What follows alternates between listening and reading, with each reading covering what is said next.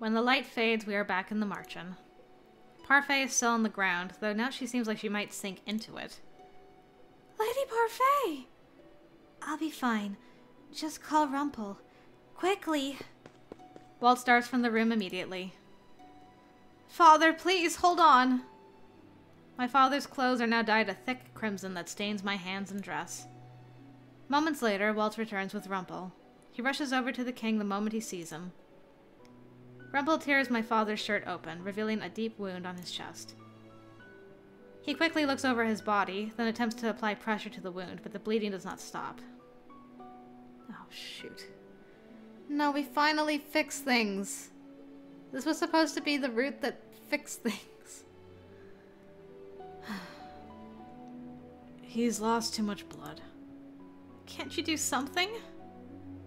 I will do my best, but there is only so much I can do, Princess. I cannot perform miracles. That's, ironic. There's a faraway look in his eyes as he says this, an almost pained expression on his face. His helpless expression makes the panic surge in me again. You call yourself a doctor? Lucette, calm down. I cannot lose him, Waltz! I don't have much time left, Lucette. I turn to look down at my father, my eyes filling with tears. No, no, no, don't say that, Father! I wanted to see you become queen, but it seems that this is the end for me. I collapse beside Father, and he reaches up a shaking hand to touch my wet cheek. Protect our kingdom. I can only nod at him. I will always be with you. I love you, Lucette, and I am proud that you are my daughter. Father smiles at me, and it is so genuine and warm that it brings fresh tears to my eyes. His eyes slowly close, but the smile never leaves his lips. Father? I shake him, but he does not react. No! No! I lean over my father, willing him to come back, to open his eyes, but he is no longer breathing. For the first time in my life, I cry for my father. God. Lucette. Oh gosh, somebody give this girl a hug. Ugh. Ooh. These tears are real. These tears are real.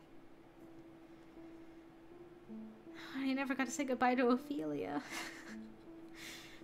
Ever since my father's death, I have locked myself in my room. I am filled with constant grief and pain, but I become numb on the inside. Even when I want to cry, the tears won't come. Lucette, I brought you something to eat. I am in no mood to eat. Walt sets the tray down and walks toward me. The blankets crumple as he sits down beside me. Slowly, he wraps his arms around me and strokes my hair. Oh, you're so close. What happened wasn't your fault, Lucette. He did what any father would do for his daughter. He did not deserve to die the way that he did. By Mother's hand. I know. I curl my fingers into Waltz's shirt. I do not want to lose anyone anymore, Waltz. Waltz continues stroking my hair. It'll be fine, I promise. For now, you need to rest, Lucette. I'll be here by your side until you fall asleep. He plants a kiss on my forehead, and I close my eyes, relishing his warmth. Waltz's hold is firm but comfortable, and I sink into his arms as I fall into a dreamless sleep. Days later, the palace announces Father's death. It isn't long before Alcaster is given his crown. Really? Even with Hildur back? Alcaster? The announcement of his ascension comes with an explanation of the king's death. The palace paints me as a criminal, telling the townsfolk that I was the one who killed the king. I am labeled a fugitive, and the royal family is officially declared missing. We have all been in hiding together since then, the royal family included. Now it has been 2 weeks since Father died. The longer time moves on, the more aware I become of one gaping realization. Mother has not yet shown herself to the public. What could she be plotting? I place my hand over my heart, willing the pain away. Every time I think of Mother, I remember the sort of light that went through my father's body. Enough time has passed. Even though I am suffering losses, I cannot stand idle. I have a promise to fulfill. I will protect our kingdom. I'm about to go back to my room when Parfait calls me. Dolores stands beside her. Lucette, can we talk with you? I look away, avoiding their eyes. What is it that you want to discuss with me? It's about the Tenebrarum. Despite Hilda's revival, it appears that the crystal's light is still dim. That can only mean one thing. Hilda is still weak. Still weak? Hilda was absorbing all of your powers when we found you. We interrupted the process. The crystal was not able to absorb all of the magic you now possess. That is why she is still weak. Also, there was something else that bothered me about the crystal. Something odd. Odd? A bearer has a very strong bond with their crystal. A mutual relationship of sorts. But that bond was absent when she returned. What are you saying? It seems as if the crystal is forsaking their bond. What? It seems even the crystal knows that Hilda's time has come and gone. Princess, the crystal has already chosen you as its next bearer. It's a small blessing, but it doesn't change the fact that Hilda is still the strongest witch. At least that is what she wants us to think. Parfait and Dolores exchange a glance. The crystal has chosen its next bearer, and you have just as much potential, if not even more. Dolores turns to me, her usually lax expression more solemn. Does this mean I'm gonna learn magic and start doing magic attacks in this route? Because I would be 1000% okay with that. Yes, yes. Are you ready to learn magic, Lucette? Magic that you will potentially use to defeat your mother? I have never used magic before in my life. I have never been raised as a witch. And using magic to defeat Mother, I do not know. Well, regardless of what decision you make, we'll all be here to support you. Dolores and I want you to know that. How is it that they are still willing to help me when I was the one that caused this whole mess? I need some fresh air. I begin to walk toward the door when I see Ophelia walk in from the tavern. Our eyes briefly meet, and she opens her mouth to say something, then stops when I shake my head. I do not want to hear her blame me for my father's death. Certainly that must be what she is thinking. Ophelia frowns but does not speak. I quicken my pace, almost running as I head into the forest. Oh, I hope Lucette says yes. I want to know what color her magic is. The night is silent and calm, and the only sound I can hear is the gentle sway of the grass as I step through it. Mother is back because of me. If I hadn't revived her, Father would still be alive. How am I supposed to face everyone knowing that? Waltz has been trying to cheer me up. While I appreciate his company and concern, even he cannot help me come to terms with my mistakes. I hear footsteps behind me. I turn to see Waltz approaching with a frown on his face. Lucette, please, I am not in the mood to listen to your reassurances again. I do not need you to tell me again that this was not my fault. Lucette, your father wouldn't want to see you like this. How would you know what my father wanted? I snap at him without meaning to, not bothering to hide the irritation in my voice. He'd want you to walk forward, not linger on a past that cannot be changed. You've been distancing yourself from us since the king passed. Don't think that I haven't noticed. Why is that? Because this is the only way I can keep them safe. Don't say, what are you talking about? I've been acting normal. Most would just call BS on that.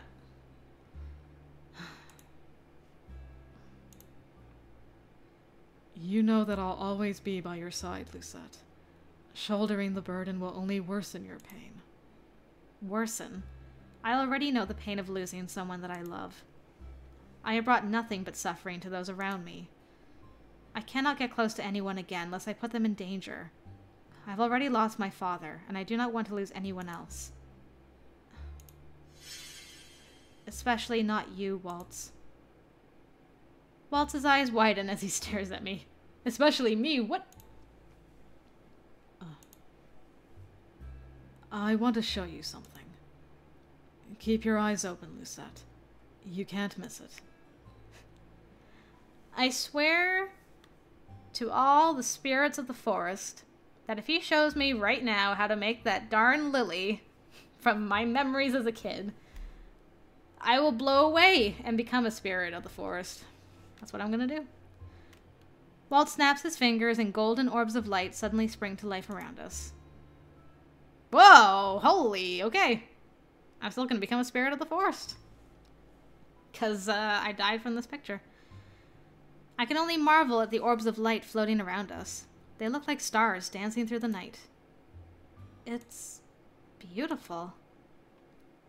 You cannot truly appreciate how bright a star is without darkness. Walt snaps his fingers again and most of the lights go out. During difficult times, the lights grow dimmer. He snaps again until only one light remains. When you're all alone, it grows even dimmer still. There are things that you cannot do on your own. Otherwise, you risk snuffing your own light out. Whoa. Another snap and the golden orbs return, this time in great numbers. The lights are brighter than they were before. You're not alone, Lucette. Oh, wow! Love confession time! I love you, and it hurts to see you suffer alone like this. My heart is pounding so hard I fear it might escape my chest. In this moment, it feels as if time has stopped, and it is just the two of us. All I can see is Waltz. As I stand here staring at him, I come to a realization. I love him. When did this happen? After a few moments, I realize that it does not matter. I stand up on the tips of my toes so that I can cup Waltz's face in my hands. I move before I can think, leaning over to place a light kiss on his lips. Give this to me. Woo! It's a shock! Yay! He closed his eyes! I feel an arm around me as Waltz pulls me closer. The kiss becomes more heated, and I feel a gentle flame stirring in my stomach even as my mind becomes foggy. Whoa. I feel his tongue on my lips. Waltz! We don't have time for this right now. But when I part them, he has suddenly drawn away, his face deep red. Hey. What beautiful lights, though. Sorry. I needed to catch my breath. I feel the heat in my cheeks and have to fight back my embarrassment. I just kissed Waltz. I look up at Waltz, suddenly realizing how close he is to me. I quickly bury my face into his chest to hide my embarrassment. Waltz's chest rises and falls with his gentle laughter. You're so cute. I close my eyes, allowing his warmth to envelop me like a blanket. I love you, my little star. This is not just your battle anymore, Lucette. You don't have to carry this burden alone. So please, trust in me. Trust in us. I'm overwhelmed, but Waltz's words make me feel strangely light, as if a weight has truly been lifted from my shoulders. I will. Thank you. We should go back now, or else everyone might get worried. Waltz places a soft kiss on my forehead and smiles at me as he pulls away. He extends a hand toward me. Let's go, my little star.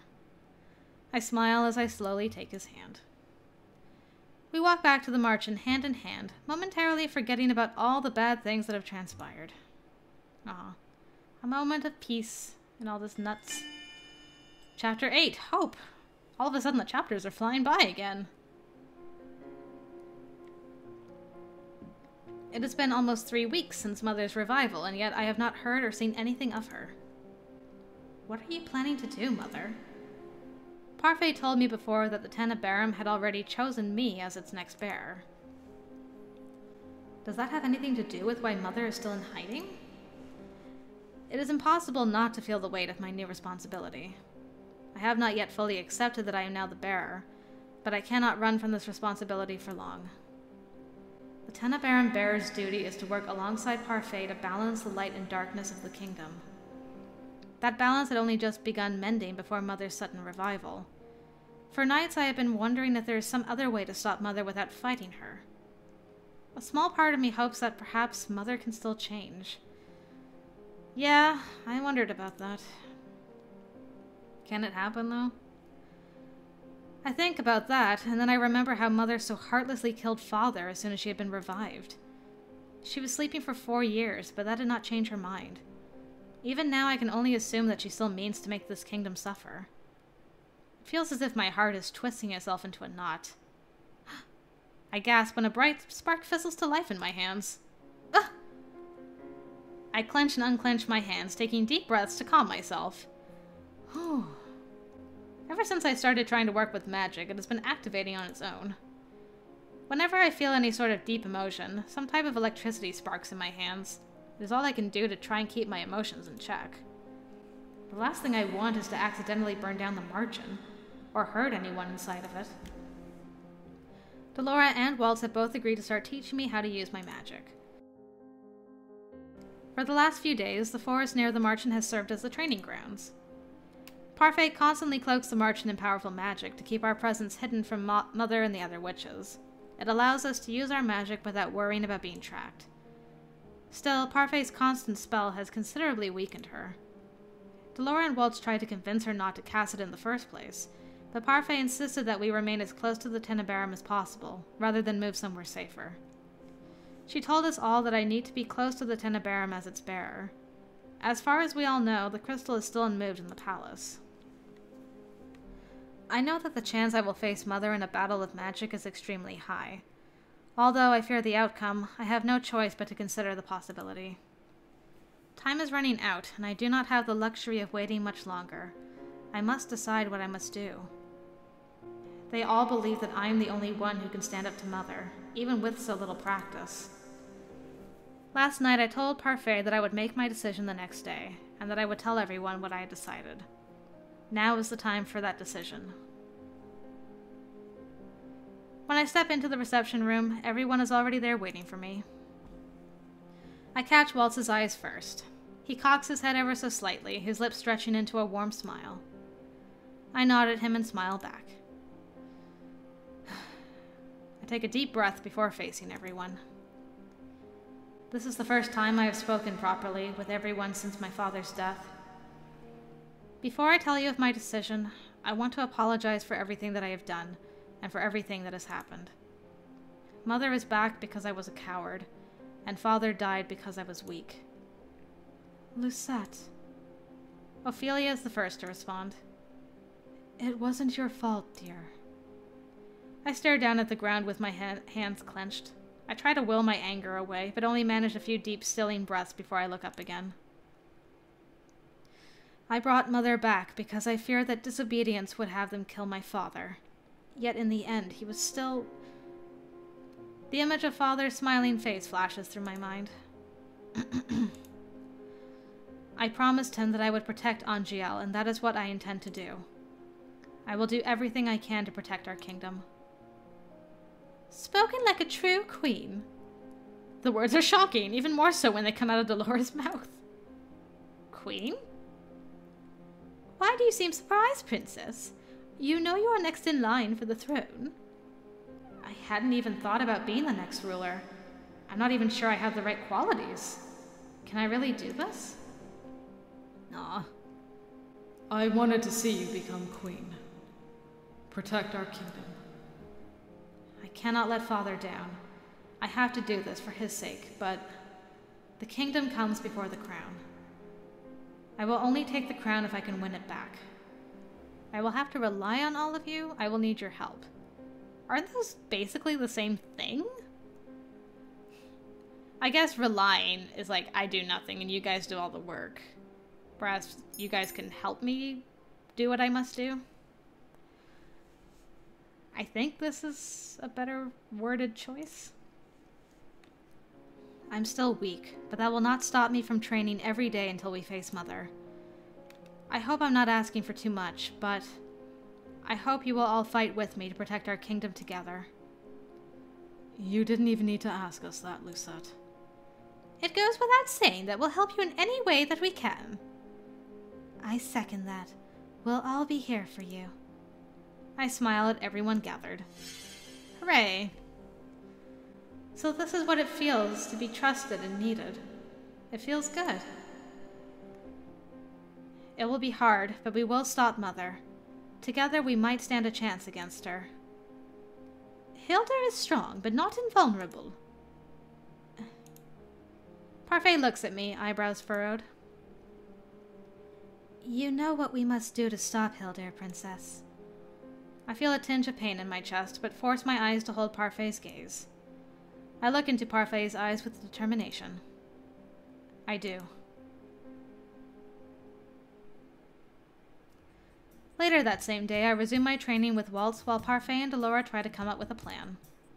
Jurian and Garland return to the town to listen for any information regarding Mother and Alcaster, or any happenings in the palace. I force myself to focus only on learning how to use my magic as fast as I can. Today, Waltz is continuing his lessons on barriers. He has been teaching me the same spells for the past week, emphasizing my protection. Let's review the types of barriers I've been trying to teach you. Do you remember them? One shields you from harm, while the other deflects a spell back at the caster. Powerful spells cannot be deflected. That's why you need to be able to tell which spells can be reflected and which cannot.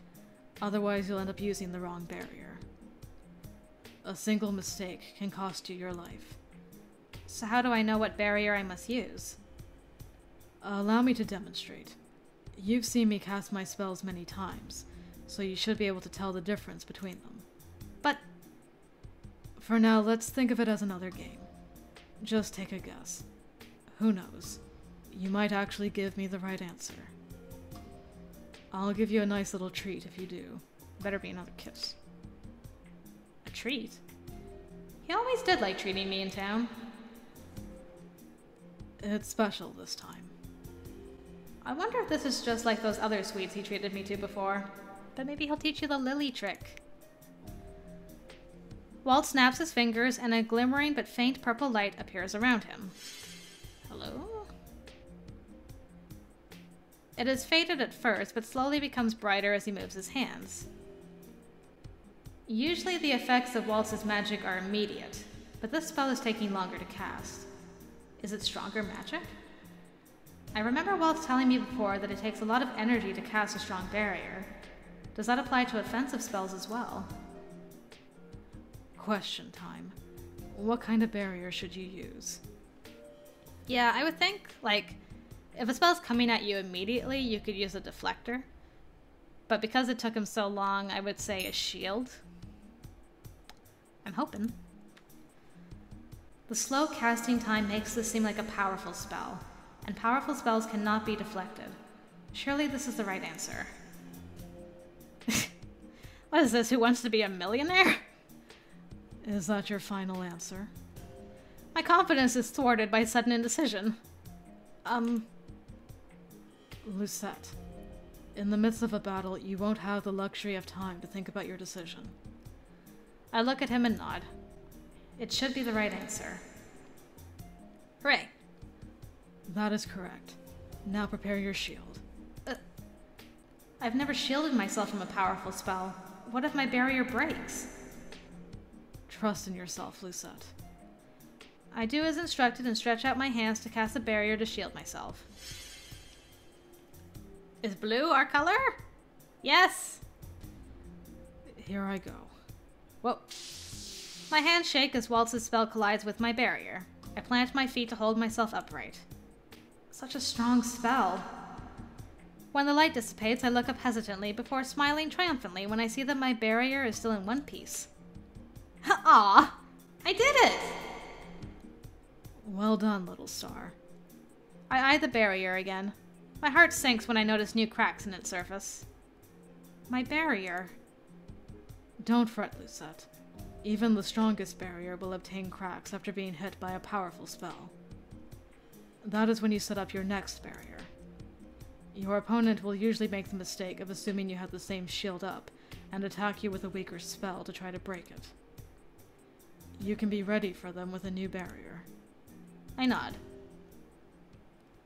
I'm impressed at how fast a learner you are. I have a good teacher. I think you're just a good student. So when will you teach me offensive spells? I don't think you need to learn those quite yet.